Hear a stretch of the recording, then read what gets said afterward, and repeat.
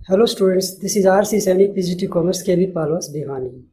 Students, आपके first term exam MCQ based होने जा रहे हैं। ये सीबीएसई सर्कुलर जारी करके क्लियर कर चुकी है।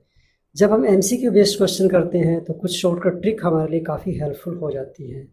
तो ऐसी एक शॉर्टकट ट्रिक हमने सब्सक्रिप्शन वाले वीडियो में सीखी थी। उसी ट्रिक का इस्तेमाल करते हुए हम इस वीडियो में कंज्यूमेबल आइटम की कैलकुलेशन करना सीखेंगे और ऐसी ही ट्रिक आगे भी मैं आप लोगों के साथ शेयर करता रहूँगा ताकि आप लोगों की कैलकुलेशन की स्पीड बढ़े।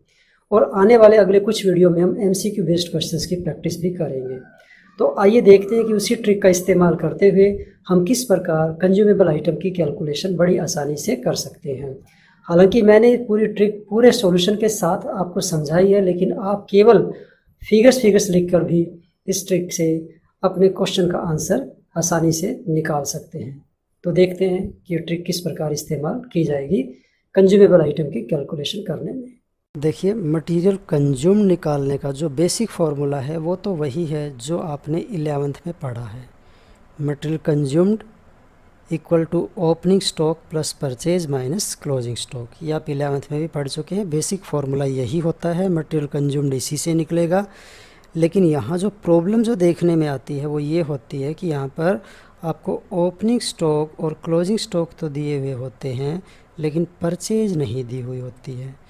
तो परचेज नहीं दी हुई होने की वजह से हमें परचेज कैलकुलेट करनी पड़ती है। अगर क्वेश्चन में परचेज होगी तब तो हम ऐसे ही कैलकुलेट करेंगे, opening stock plus purchase minus closing stock, और एक लाइन में हमारा क्वेश्चन कंप्लीट हो जाएगा।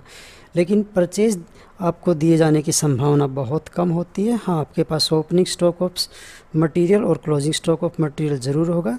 इस क्वेश्चन में देखिए हमारे पास स्टॉक ऑफ स्पोर्ट्स मटेरियल है जिसका ओपनिंग और क्लोजिंग स्टॉक दोनों दिए हुए हैं, लेकिन परचेज क्वेश्चन में कहीं भी नहीं दी हुई है।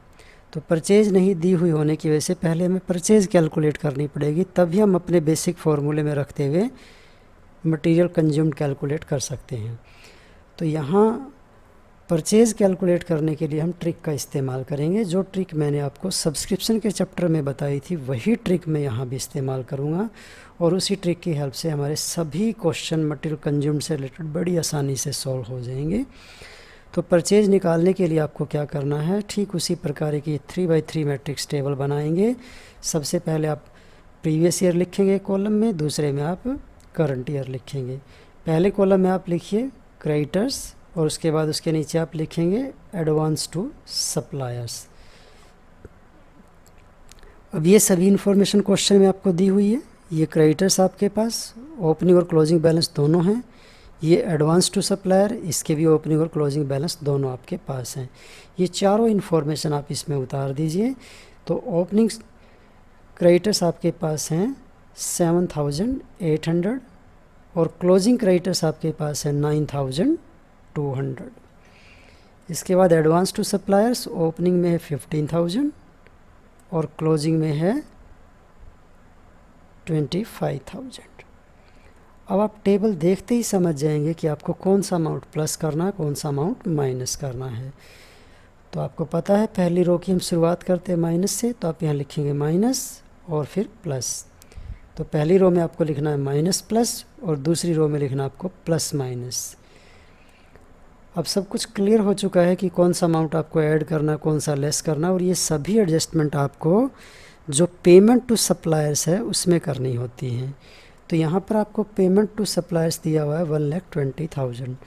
तो 1,20,000 हम पेमेंट टू सप्लायर्स उठाएंगे और उसमें ये चारों एडजस्टमेंट कर देंगे। 2 आइटम ऐड करने वाले हैं, 2 आइटम लेस करने वाले हैं। Payment to suppliers of sports material 1,20,000।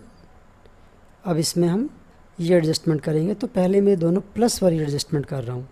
तो ऐड करने वाले दोनों आइटम में पहले ऐड करूँगा, उसके बाद दोनों आइटम लेस करने वाले लेस करूँगा।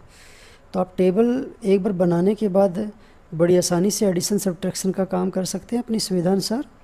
तो ऐड क्रेडिटर्स एज ऑन 31 मार्च 2019। तो ये अमाउंट आपके पास है 9,200। और फिर एडवांस टू सप्लायर्स, ये ओपनिंग वाले लेने हैं, एज ऑन 31 मार्च 2018 15,000। तो ये ऐड करने पर आपको अमाउंट मिला 1,44,200। अभी हम 2 आइटम लेस करेंगे, लेस करने वाले 1 बाई 1 लेस कर देंगे हम। तो क्रेडिटर्स आप लेस कर दीजिए ओपनिंग वाले। तो क्रेडिटर्स एज ऑन 31 मार्च 2018 ये हमने माइनस कर दिया। और उसके बाद आप ये लेस करेंगे यहाँ से एडवांस टू सप्लायर्स, ये क्लोजिंग वाले हैं, ये आप लेस कर देंगे। टोटल करने के बाद आप लेस करेंगे 25,000 इसमें से लेस करेंगे। तो लेस करने पर आपको जो रिज़ल्ट मिला वो है 1,11,400। तो ध्यान रखना बच्चों, यहाँ पर हमारी क्रेडिट परचेज आएगी। अगर क्वेश्चन में कैश परचेज दी हुई होगी तो हम कैश परचेज भी इसमें ऐड कर लेंगे। हमें टोटल परचेज लेनी होती है, तो क्योंकि यहाँ तो कैश परचेज है नहीं तो आप क्रेडिट परचेज ही ले लेंगे। तो क्रेडिट परचेज हमारी कैलकुलेट होकर आ चुकी है 1,11,400। ओपनिंग और क्लोजिंग स्टॉक क्वेश्चन में गिवन है। अब आप अपने बेसिक फॉर्मूले में रखते हुए मटेरियल कंज्यूम्ड की कैलकुलेशन कर सकते हैं। तो सबसे पहले हम ओपनिंग स्टॉक उठा लेंगे। तो opening stock of sports material आपके पास है 2,200। अब इसमें ऐड कर दीजिए जो परचेज आपने कैलकुलेट की है। तो परचेज ऑफ स्पोर्ट्स मटेरियल है 1,11,400। दोनों का एडिशन करने पर आपको अमाउंट मिला 1,13,600। अब इसमें क्लोजिंग स्टॉक 5,800 का लेस कर दीजिए। तो ये क्लोजिंग स्टॉक हम लेस करेंगे। ध्यान रखना ओपनिंग और क्लोजिंग स्टॉक का यूज़ तब तक नहीं करना जब तक परचेज़ कैलकुलेट होकर नहीं आ जाएगी।